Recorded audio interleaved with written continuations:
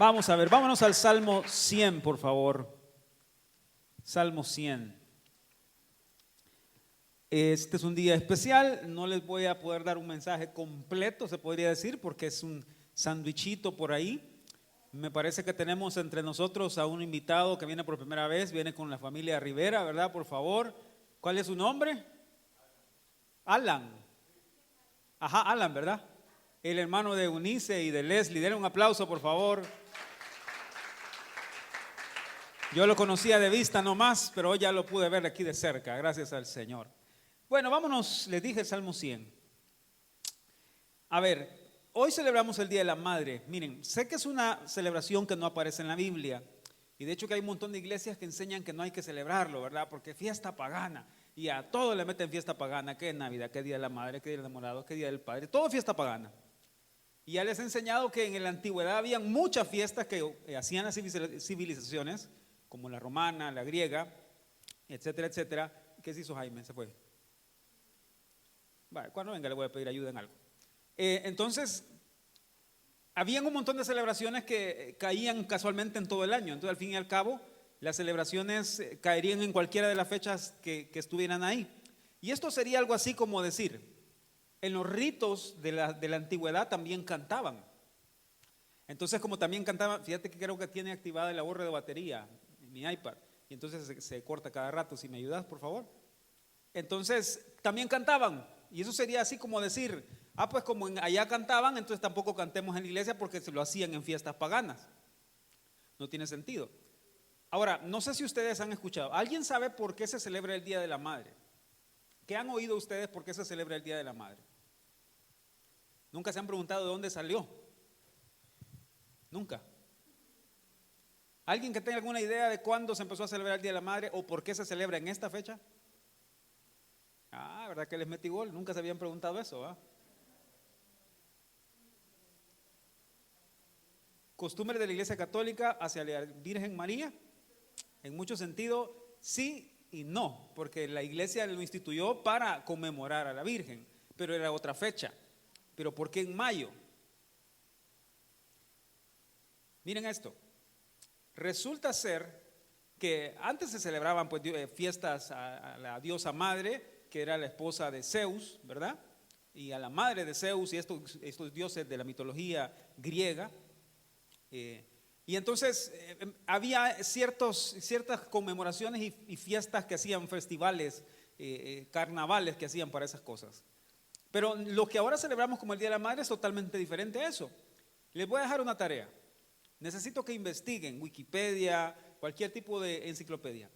Resulta ser que el Día de la Madre se empezó a conmemorar en 1914 y es una celebración oficial reconocida por un presidente estadounidense que creo que se llamaba Wilson en 1914. Todo surgió porque había una mujer, no anoté el nombre, pero la mujer se llamaba Jane algo. Esta mujer se levantó y empezó a reunir a un grupo de madres, de hombres, de muchachos que iban a la guerra. Y entonces lo que empezaron a hacer fue que empezaron a tratar de reunirse para pedir que se aboliera la obligación de que los muchachos fueran a la guerra. Y una de las frases que ella decía era, fíjense, yo no crío hijos para que maten a los hijos de alguien más. Eso decía ella. Entonces ustedes tampoco críen hijos que van a matar a mi hijo, decía ella. Entonces en 1914, por ahí más o menos, fue que reconocieron en Estados Unidos que en mayo se iba a celebrar el día de la conmemoración de las madres, que se reunían a pedir eso. Y de ahí fue que quedó ya como una fiesta nacional, se podría decir, y luego lo adoptaron otros países. Por eso la mayoría de países en mayo es que celebran el Día de la Madre. Fue por esa razón. Eso no tiene nada de pagano.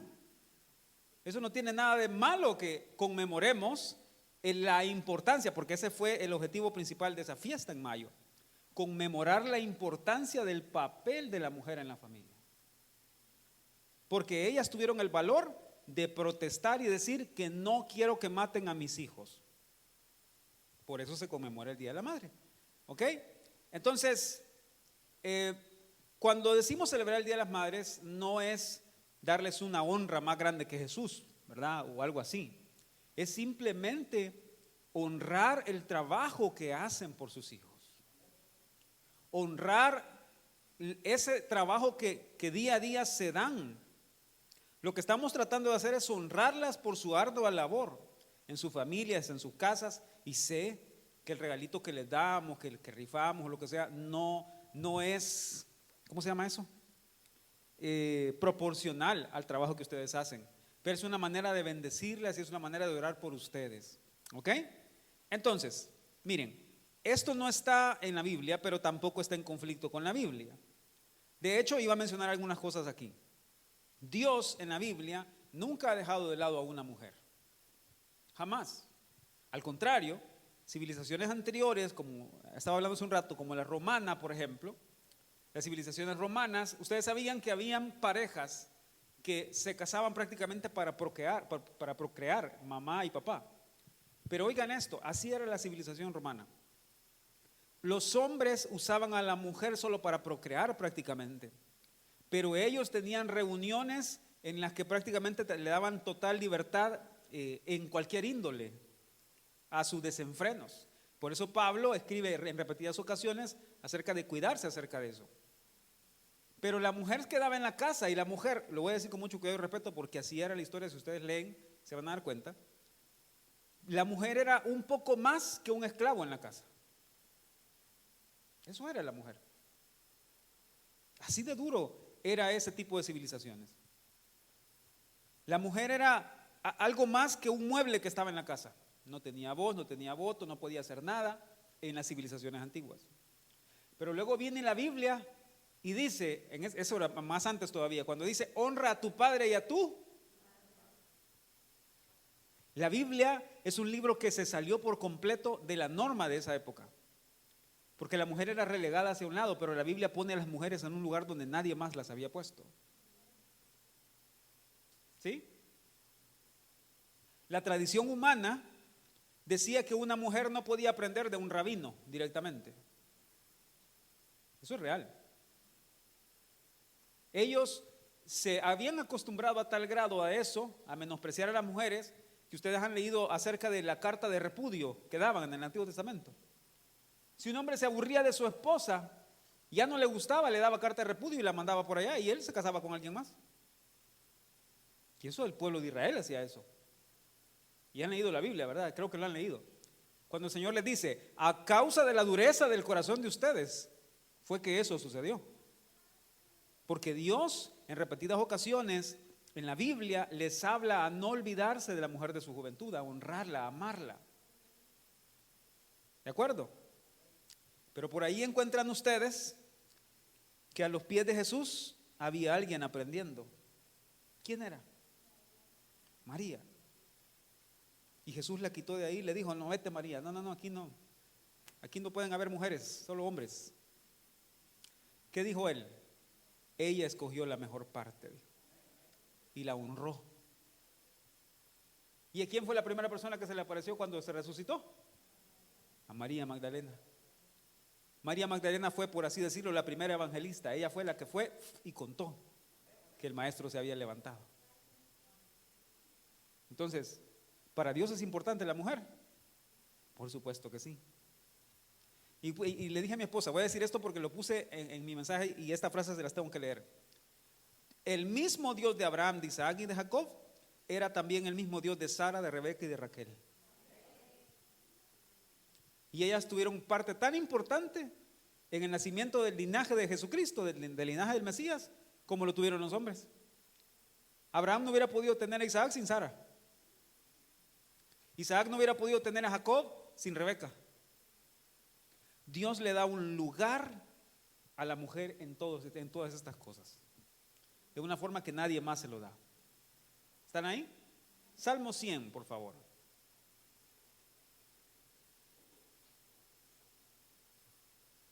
Salmo 100. ¿A ustedes les bendice eso, hermanas? Amén. Entonces, Dios es el Dios de cada creyente, sea hombre, sea mujer, como todos los hombres de la Biblia, las mujeres de la Biblia. Nosotros tenemos defectos, obviamente, cualidades, defectos, problemas, debilidades. Pero vean lo que dice el Salmo 100, versículo 3. Vamos. Reconocer que Jehová es Dios. Estoy esperando que lean conmigo, hermanitos. Vamos. Reconocer que Jehová es Dios. Él nos hizo y no nosotros a nosotros mismos. Pueblo suyo somos y ovejas de su prado. Amén. Los varones son pueblo del Señor. Y las hermanas tal vez llegan a ser pueblo. Pueblo suyo somos y ovejas de su prado. Ovejitas varones y ovejitas mujercitas. Todos para el Señor son importantes, porque en Cristo no hay ni griego, ni judío, ni hombre, ni mujer. Cristo vino a darle a la mujer un valor que nadie más le había dado. Nadie más se lo había dado. ¿Quiénes estuvieron con Jesús en la cruz? Su madre, las otras Marías que estaban ahí, ¿verdad? Otras mujeres y Juan. Los otros 11 que se hicieron, bueno, uno se había ahorcado, ya se iba a ahorcar. El otros 10 que se hicieron, huyendo. Y las mujeres se quedaron ahí con Jesús. ¿Quiénes fueron al sepulcro a preparar a Jesús y a seguir preparando el cuerpo de Jesús porque querían mantenerlo lo más que pudieran con especias? Las mujeres. Y entonces dicen que es el sexo débil. Pero ellas se quedaron donde los hombres no se quedaron. A los otros les tembló todo y se fueron. Pero ellas se quedaron ahí. Y en el día del aposento alto, cuando habían 120, ¿ustedes creen que solo hombres habían? ¿Y ustedes creen que solo sobre hombres cayeron los dones y todo lo demás?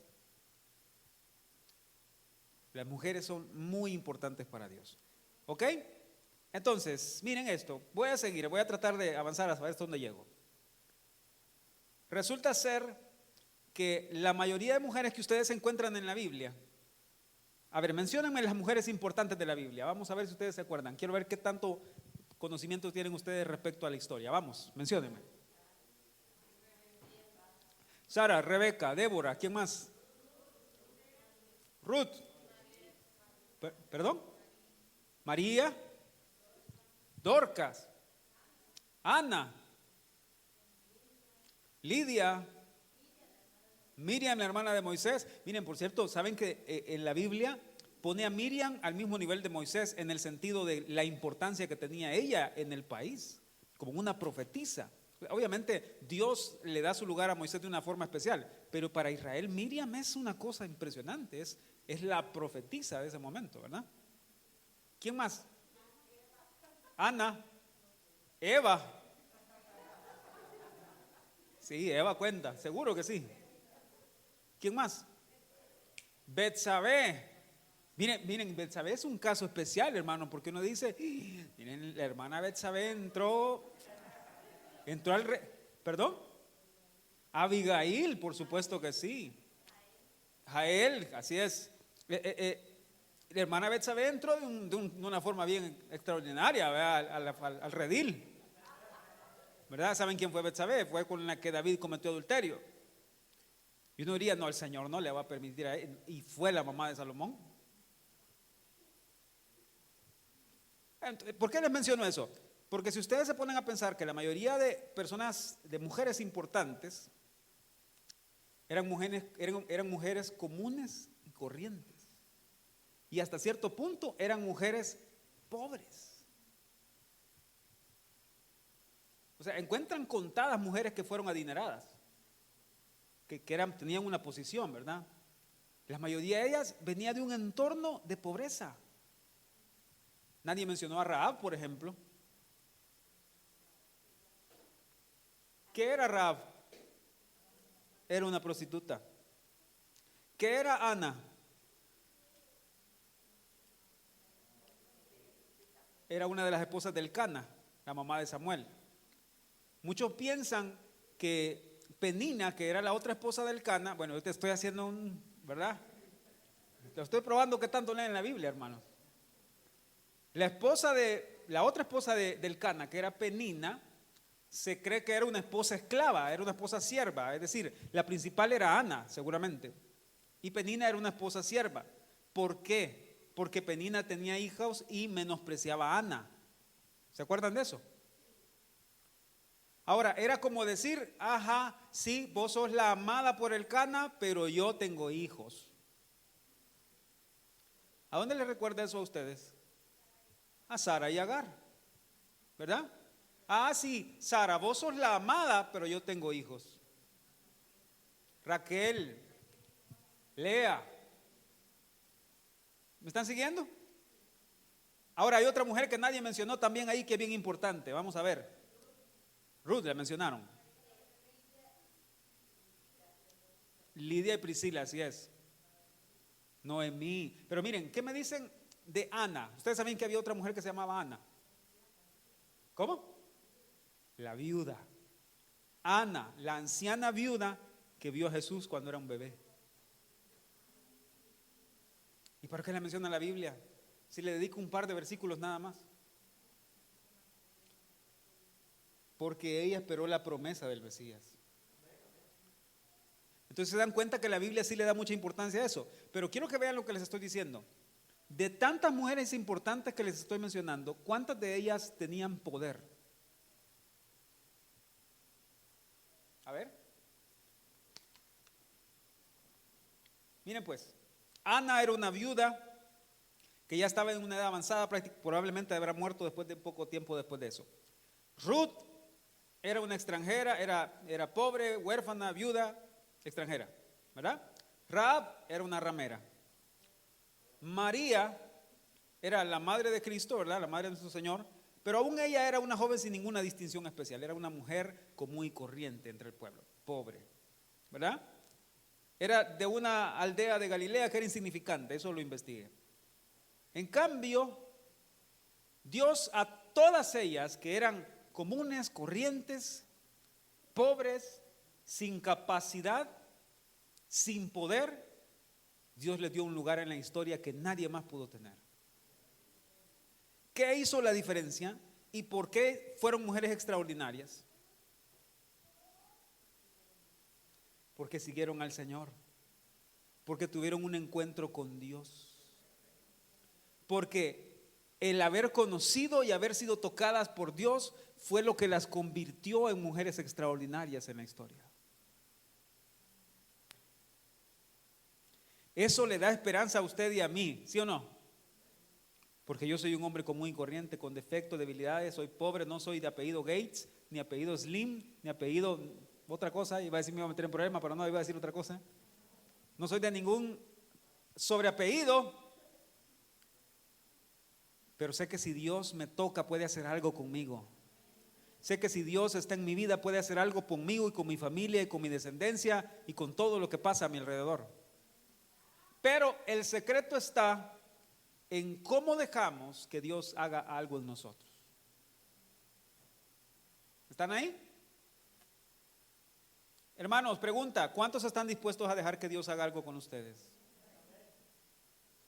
¿Cuántos están dispuestos a dejar que Dios las haga mejores madres de lo que son? Mejores padres de lo que son, mejores creyentes de lo que somos. ¿Saben qué necesitan? Un encuentro con Dios. ¿Saben qué necesitan? Seguir al Señor, seguir sus mandamientos, aprender a caminar como Él espera que caminemos. ¿Saben qué necesitan? Aprender a dejarlo todo. ¿Están ahí? Entonces, a ver, en lo que me queda de tiempo, vámonos por favor a Primera de Samuel. Rapidito se los voy a dar esto. Primera de Samuel.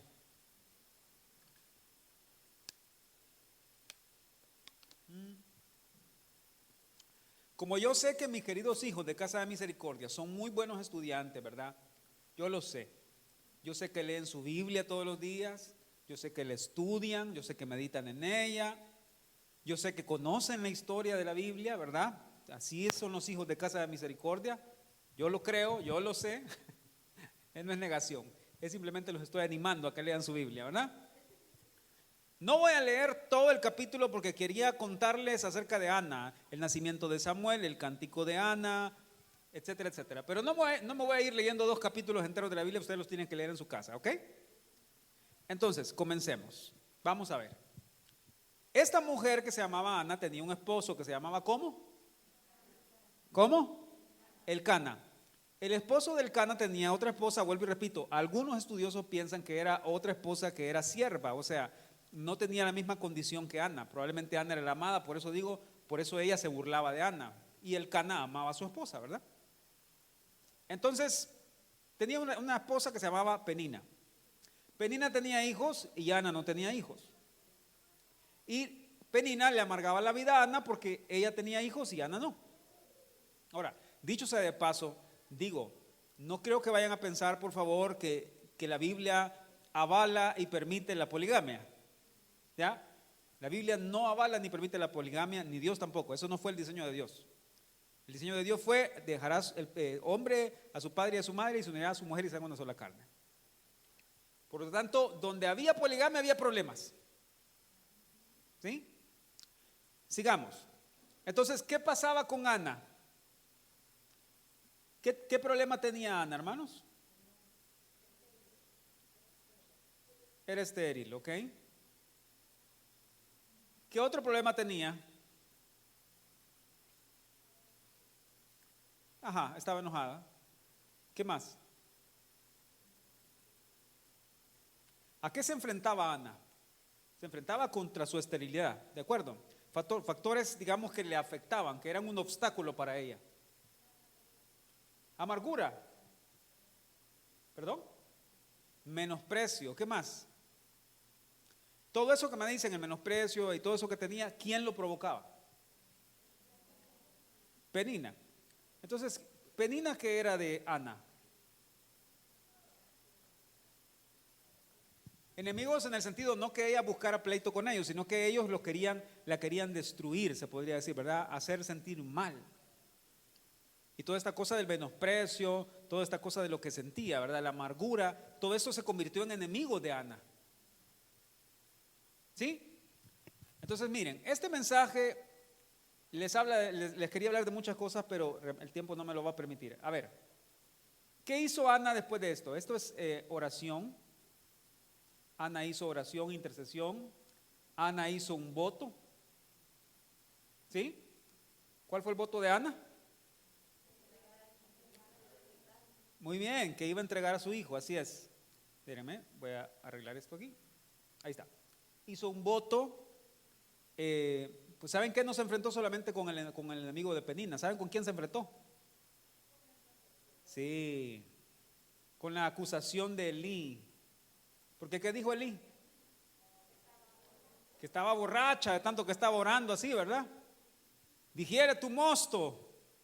Uy, quítate la borrachera porque mucho ¿cómo estás llorando? Te estás descosiendo, le dijo, de tan borracha que andas, ¿verdad? La acusación de Elí. Luego, ¿qué obtuvo de cuando Elí entendió que ella no estaba borracha?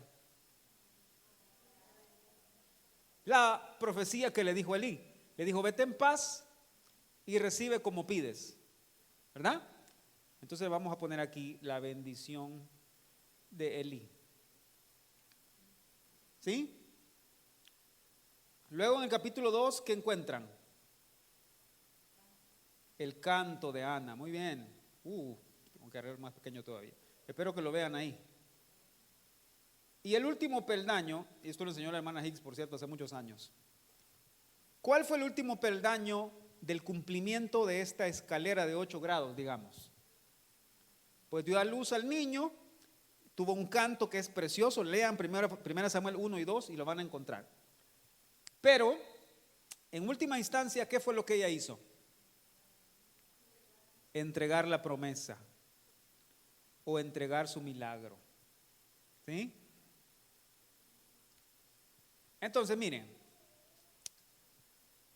¿cómo se los puedo explicar lo más rápido?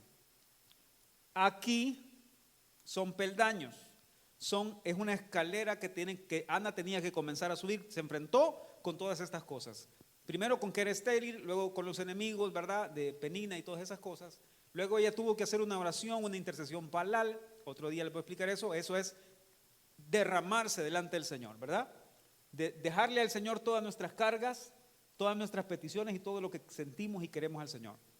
Luego ella hizo un voto. Ella le dijo al Señor: si me das un niño, yo te lo voy a entregar a ti para que te sirva. Y ese fue el profeta Samuel. ¿Sí? Luego la acusación de Elí cuando le dijo: mira, digiere tu mosto, quítate esa borrachera y deja de estar ahí haciendo show, ¿verdad? ¿Sí me entienden el término, haciendo show, verdad? Pero luego Elí, cuando entendió, le dijo: mira, ¿sabes qué? El Señor te dé conforme a lo que pides, ¿verdad? Luego ella tuvo un canto precioso, ya les dije, y por último entregó al niño. Lo entregó ya cuando hubo crecido y ya no tomaba pecho, ¿verdad? Y luego se convirtió en Samuel, y ustedes saben quién fue Samuel. Samuel fue el que ungió a Saúl, el que ungió a David, ¿verdad? Etcétera, etcétera. El primer profeta de Israel propiamente en esa época. Ahora, quiero que vean la conexión de esto. ¿Qué estaba pasando en la época en la que Ana vivió estas cosas? Contextualmente hablando, históricamente hablando, ¿qué estaba pasando en Israel? A ver, ¿alguien me puede decir qué estaba pasando?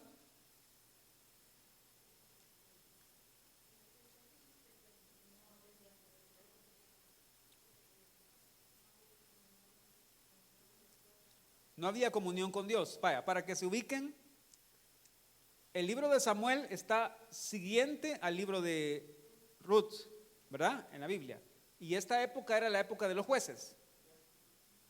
De hecho, Samuel fue un híbrido, se podría decir así, entre un juez y un profeta. ¿Me están siguiendo? A ver, ¿alguien está confundido por lo que estoy diciendo? ¿Está claro? Es que les estoy hablando mucha historia y de verdad no tengo mucho tiempo, pero estoy tratando de condensarlo. El hecho es que, ¿ustedes se acuerdan de Sansón? ¿Sí? ¿Qué pasó con Sansón, verdad? Bueno, le cortaron el pelo, perdió su fuerza y todo lo demás. Sansón fue un juez. Fue desde que murió Sansón, el pueblo otra vez se volvió a perder. Y entonces encuentran en Jueces una historia que se llama El levita y su concubina. ¿Lo han leído? Es una historia desastrosa. Una historia espantosa y horrible. Pero la Biblia la ha dejado ahí por una razón. Y es para enseñarnos que la decadencia de la nación en ese punto estaba a tal grado que mataban sin ningún tipo de remordimiento. En esa época es que aparece Ruth en ese contexto y aparece Ana, la mamá de Samuel. Vuelvan por favor a Primera de Samuel, ya voy a terminar, capítulo 3. Preciosa esta lección, debería durar unas 3 semanas, ¿verdad, hermanos?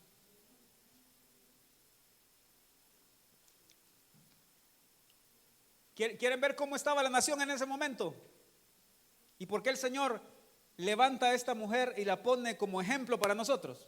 ¿Sí quieren verlo? Miren lo que dice el versículo 1. El joven Samuel ministraba a Jehová en presencia de él y había nacido, había crecido, ¿verdad? Y la palabra de Jehová, ¿qué dice? Escaseaba en aquellos días, no había visión con frecuencia. Yo encontré una frase aquí que me impactó. ¿Saben qué decía? Dios no tenía nada que hablar con la nación. Dios no tenía nada que decirles. No había profecía, no había visión, la palabra escaseaba. Elí, el sumo sacerdote, y sus hijos eran una vergüenza de sacerdocio, porque eran corruptos. Ese era el estado de la nación en ese momento. Dios no tenía nada que decirles. Dios se había callado en ese momento. Desde Sansón, el juez que levantó al Señor y lo volvió a liberar, ellos se volvieron a apartar del Señor, volvieron a pecar, cayeron en desenfreno, cayeron en locura y Dios guardó silencio. Y en ese contexto aparece esta mujer que se llama Ana. Y Ana, sin saber que su hijo, que iba a ser Samuel, empezó a hacer elecciones por Dios. Ella no sabía quién iba a ser Samuel, el que iba a ungir a los primeros reyes de Israel. ¿Me están siguiendo? Pero quiero enseñarles algo hoy, y es que Ana entregó 2 cosas. Ana entregó su problema y Ana entregó su milagro. Entregó su esterilidad, pero al mismo tiempo hizo un voto y le dijo: si me quitas mi esterilidad, Señor, yo te la entrego, te la rindo, llévatela por completo. Yo te rindo toda mi amargura, te rindo todo lo que soy, lo que tengo, Señor. Se derramó con el Señor, sacó su enojo que tenía, ¿verdad? Fue libre de ese enojo, le entregó su obstáculo al Señor. Y también al mismo tiempo le dijo: y si me quitas mi obstáculo, también te voy a dar a ti la recompensa por haberme quitado el obstáculo. O sea, anticipadamente ella entregó su esterilidad y entregó su milagro. ¿Entienden la capacidad de rendirse que tenía Ana? Aprendió a rendir su obstáculo, pero también aprendió a rendir su recompensa. ¿Me están siguiendo? Ahora, ¿por qué hizo eso? Vean, vámonos ahora por favor a 1 Samuel capítulo 2. En pocas palabras, Ana, al fin y al cabo, miren, es que así lo entendí yo y quiero que ustedes lo vean así también. ¿Saben qué pasó con Ana? Que al fin y al cabo entendió que su propósito estaba siendo incorrecto. Miren, lo voy a decir con mucho cuidado y respeto. Ana entendió que al fin y al cabo no era para ella lo que ella estaba pidiendo. Tremendo eso. No era para ella. Ella entendió que todo es para el Señor. Y le dijo: si tú me das un hijo, yo te lo entrego a ti, Señor. Yo te lo consagro, te lo doy a ti, y hago un voto contigo. En pocas palabras, Ana dijo: si tú me das un hijo, él va a ser tu siervo. Lo voy a dar para tu casa, Señor. Va a ser para ti. El milagro que yo estoy esperando va a ser para tu gloria, va a ser para tu honra. El milagro de que el Señor restaure algo en mi vida no es para yo irle a contar a todos los demás. Es para que su nombre sea glorificado. El milagro de que el Señor me sane de algo no es para que yo vaya a decir: miren, hermanos, fíjense que yo les quiero contar, hermanos, que yo, mire, 40 días de ayuno, hermanos, 50 oraciones, hermanos. Ni al pastor le contesta así el Señor, hermanos. El Señor anda buscando gente que, aunque entiende que tiene obstáculos, esté dispuesto a rendir esos obstáculos que les impiden llegar, pero también al mismo tiempo que estén dispuestos a darle la misma recompensa al Señor. Y es aquella figura de los ancianos tirando sus coronas diciendo: no fue por nuestra capacidad, fue porque tú nos lo diste, y todo es tuyo y todo vuelve a ti. Ese fue el principio de Ana. 2:8, 1 Samuel 2:8. ¿Qué pasó? Bueno, ella aquí ya recorrió estos obstáculos, estos escalones, estas escaleras, y llegó hasta el canto, ¿verdad? Y vean lo que dice una parte del canto, es precioso. ¿Lo leen conmigo, por favor? Él levanta del polvo al pobre y del muladar exalta al menesteroso, para hacerle sentarse con príncipes y heredar un sitio de honor, porque de Jehová son las columnas de la tierra y él afirmó sobre ellas. Voy a terminar con lo siguiente. ¿Saben cuál es el resumen final del canto de Ana? Que todos tenemos problemas con esos dos primeros peldaños. Todos tenemos problemas con esos primeros dos peldaños. Con la esterilidad. Y usted podrá decir: yo tengo hijos, sí, naturales. Pero ¿qué me dice de esterilidad espiritual? De no poder dar a luz una nueva porción de Cristo. De no poder crecer más, de no poder obtener más de Jesús. Más de algo espiritual. Y estamos ahí y no podemos, y somos estériles en muchas cosas. ¿Y qué me dicen de los enemigos? Entonces no estoy hablando de compañeros de trabajo, ¿verdad? Estoy hablando de enemigos espirituales, externos, factores que se levantan.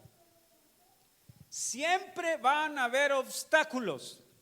Y esos dos obstáculos primeros que están ahí son los que pueden abrirle la puerta a usted para tener experiencias en oración, en votos con el Señor, enfrentarse con acusación, recibir una bendición, recibir un canto nuevo. ¿Saben para qué?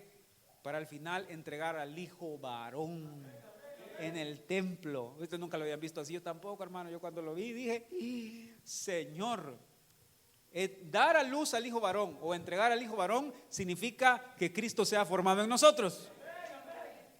Quiere decir que Ana, igual que nosotros, vamos a enfrentar esterilidad, vamos a enfrentar acusaciones, vamos a enfrentar enemigos, vamos a enfrentar menosprecio, pero si seguimos escalando, entonces podemos llegar a dar a luz a Cristo en nosotros, una nueva estatura de Cristo en nosotros. ¿Me están siguiendo? Y entonces vamos a poder cantar: Él levanta del polvo al pobre y del muladar exalta al menesteroso. En pocas palabras le estoy diciendo lo siguiente: fue Jesús o es Jesús quien convierte nuestros obstáculos en peldaños para ayudarnos a llegar más arriba. Así que la próxima vez que usted tenga obstáculos, en lugar de quejarse, en lugar de lamentarse, en lugar de estar amargado, en lugar de estar enojado, tirando todo por allá, entienda que los obstáculos en las manos de Dios se convierten en peldaños. En peldaños que nos ayudan a subir, a dejar que el varón, el hijo varón, sea formado en nosotros. ¿Lo están viendo? Y se emocionan por eso. A partir de ahora, cada vez que vean un obstáculo que ustedes tengan frente a ustedes, enfréntenlo con ganas, enfréntenlo sabiendo que el Señor está con ustedes y sabiendo que el Señor puede convertir hasta las piedras que el diablo tira en nuestro camino en peldaños para llegar más alto. ¿Ustedes qué creen? Que el diablo no va a agarrar piedras para empezarlo a agarrar pedradas porque quieren ser obstáculo, acusarlo y ponerles traba y ponerles impedimento. Usted sabe, por lo que le estoy diciendo ahora, que Dios tiene la capacidad de convertir nuestras piedras de obstáculo en gradas para llegarnos a llegar a este lugar donde se llama dar a luz al hijo varón.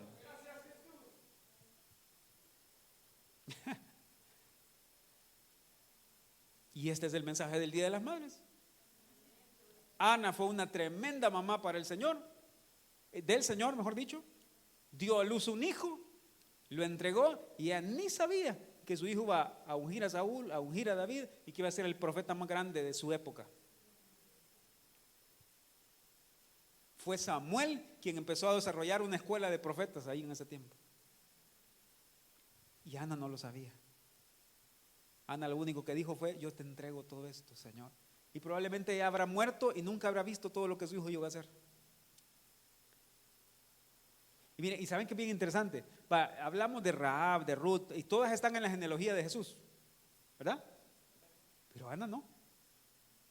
Y el Señor en la palabra le dedica 2, 3 capítulos a Ana. ¿Entienden el grado de honra que Dios le dio a esta mujer?